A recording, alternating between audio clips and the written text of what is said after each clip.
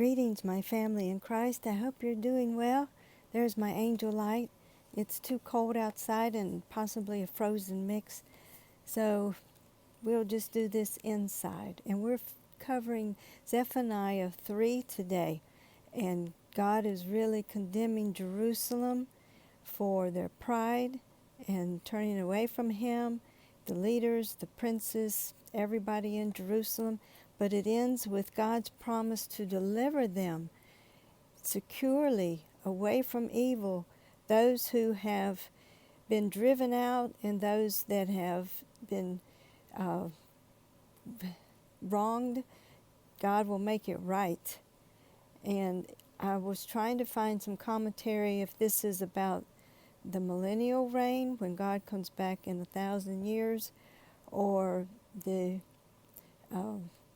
time, the 7-year tribulation period, and it didn't really say. So what do you think? Let's read. And the lighting is not real good down here despite the angel light, so let me switch hands as a matter of fact. Maybe I'll get more light over here. All right, Zephaniah 3. Woe to her who is rebellious and polluted, the oppressing city. She didn't obey the voice. She didn't receive correction. She didn't trust in Yahweh. She didn't draw near to her God. Her princes within her are roaring lions. Her judges are evening wolves. They leave nothing until the next day. Her prophets are arrogant and treacherous people. Her priests have profaned the sanctuary. They have done violence to the law. Yahweh within her is righteous. He will do no wrong. Every morning he brings his justice to light. He doesn't fail, but the unjust know no shame. I have cut off nations. Their battlements are desolate. I have made their streets waste, so that no one passes by. Their cities are destroyed, so that there is no man, so that there is no inhabitant. I said, just fear me, receive correction, so that her dwelling won't be cut off according to all that I have appointed concerning her. But they rose early and corrupted all their doings. Therefore wait for me, says Yahweh, until the day that I rise up to the prey. For my determination is to gather the nations, that I may assemble the kingdoms to pour on them my indignation, even all my fierce anger, for all the earth will be devoured with the fire of my jealousy. Excuse me. Let me try it over here. I'm so sorry. For then I will purify the lips of the peoples, that they may all call on Yahweh's name, to serve him shoulder to shoulder. From beyond the rivers of Cush, my worshippers, even the daughter of my dispersed people, will bring my offering. In that day you will not be disappointed for all your doings in which you have transgressed against me. For then I will take away out from among you your proudly exulting ones, and you will no more be arrogant in my holy mountain. But I will leave among you an afflicted and poor people, and they will take refuge in Yahweh's name. The remnant of Israel will not do iniquity nor speak lies, neither will a deceitful tongue be found in their mouth. For they will feed and lie down, and no one will make them afraid. Sing, daughter of Zion, shout, Israel, be glad and rejoice with all your heart, daughter of Jerusalem. Yahweh has taken away your judgments. He has thrown out your enemy, the king of Israel. Yahweh is among you. You will not be afraid of evil any more. In that day it will be said to Jerusalem, don't be afraid, Zion, don't let your hands be weak. Yahweh your God is among you, a mighty one who will save.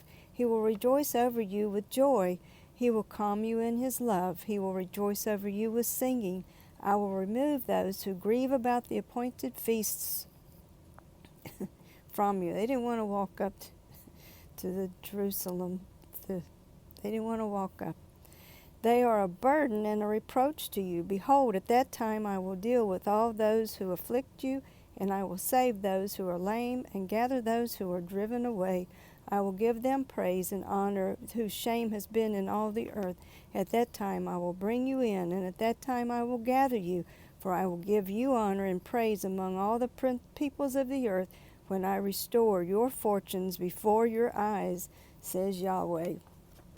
So what a promise for the people of Israel, God's place. That's God's land, and people are messing with it and trying to divide and cut it and shred it and take it and plunder it and change it into something that God never intended for it to be.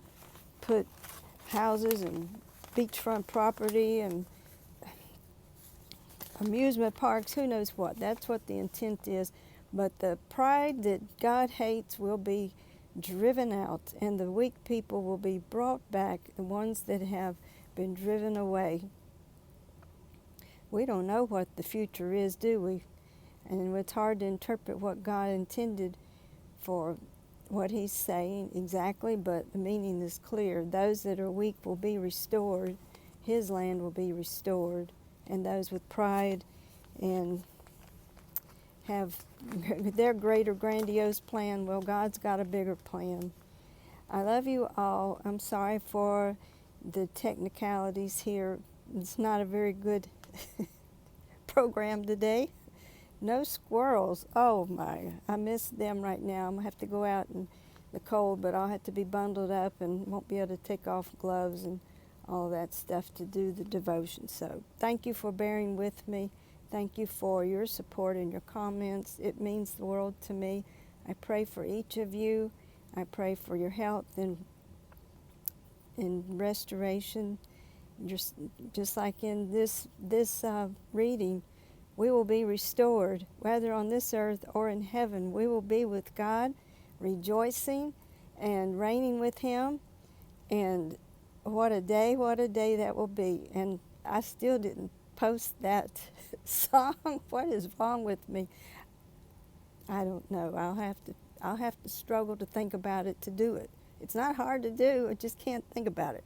You all take care. I love you all. May God bless you richly, and may you continue to bless the Lord. Let us praise him for all we're worth. Let's not be prideful. Let's be humble. Let's so thank him for his love and peace, grace, mercies, comfort, forgiveness. Where would we be without him? I have no idea. Anyway, you all take care. I love you all. I hope the weather is good where you are at. You all have a blessed day. Amen.